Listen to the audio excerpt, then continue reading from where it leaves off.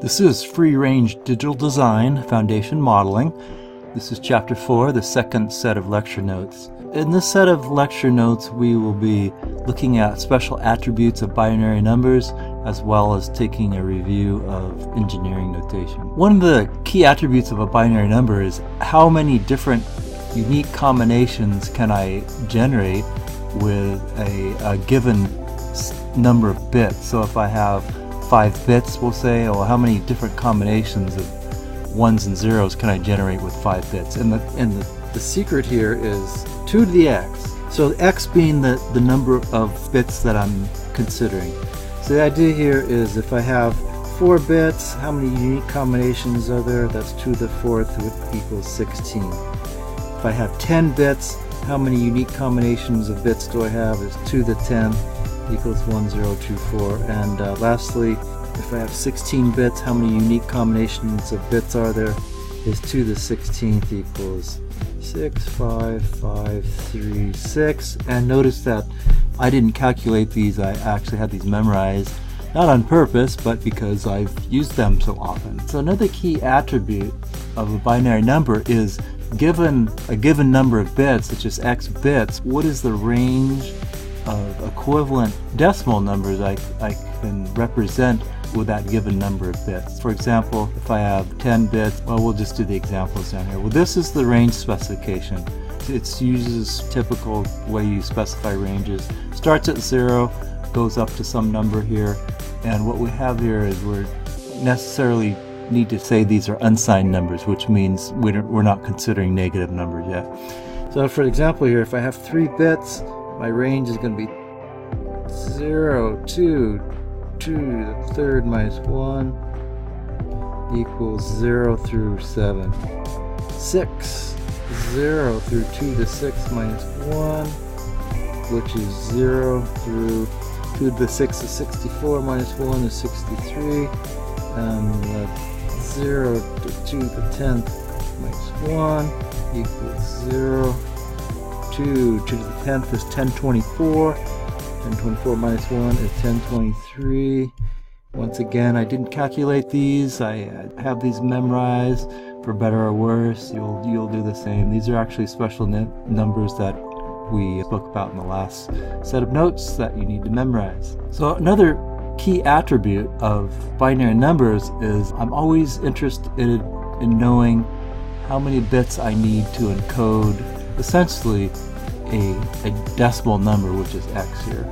And what we have here is, if you haven't seen this before, this is actually declaring a ceiling function, and that means what we're interested in is the smallest integer bigger than the argument of that ceiling function. So it's really actually quite easy to use. It's actually very intuitive. And once again, I'm not going to calculate these. I'm going to show you how I know these things. So for example, this is if I have typical log base function. So what power, if x equals 4, the log is what integral power of 2 do I have to raise 2 to get 4, and that would be 2. So this has to do with exponent. We're going to leverage that.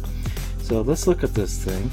So typically if I have 5 things, and how many bits do I need to represent that? It's going to be log base 2, 5, and it's going to be the ceiling of that. Again, I'm not going to calculate these, but I know log base 2 of 4 equals 2, and log base 2 of 8 equals 3. So everything in between 4 and 8 is going to be a fractional answer. So everything greater than 4 is going to be bumped up to 3. Everything greater than 8 is going to be bumped up to 4, etc., etc. So this is 3 for this example, because it's going to be log base 2 of 5, the ceiling that equals 3. But essentially, let's look at the other one. Log base 2 of 72, it's the ceiling of that. And so what I know is if I raise 2 to the 6th, 2 to the 6th equals 64. 2 to the 7th equals 128. The 72 lies in between these things, so this is going to be 7. So I need 7 bits to represent 72 things. Okay, so the same idea with this 155 here. You know, officially it's log base 2 of 155. Ceiling of that. Well, here's log base 2 of 7. And here's 2 to the 8th equals 256. 155 is in between those things, so I know this is going to be 8. 7 bits is not enough to get me to 155. 8 bits gets me to 256. That's what I need to encode this 155, so the answer here is going to be 8. So engineering notation it's incredibly important in all engineering, but particularly in digital design.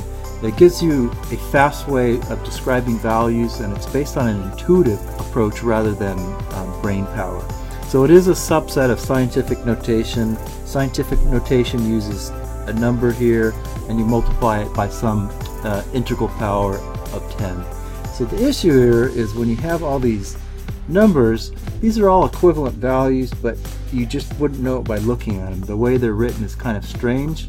It's hard to figure out what's going on. And so we want to switch to engineering notation and always use an engineering notation. It gives us a real quick, intuitive way to engineering notation. Once again, it's a subset of scientific notation, so there's going to be a magnitude and an exponential. But what we're going to do is we're going to clamp the magnitude to be between 1 and 1,000, so it could be greater than or equal to 1, but it's less than 1,000. And we're going to constrain the exponent to be a power of 3. And once I do that, I can use these prefixes rather than writing 10 to the minus 3, 10 to the 6, 10 to whatever integral multiple of 3. This gives us a quick way of clean way of expressing values and numbers. So let's do a couple quick examples here.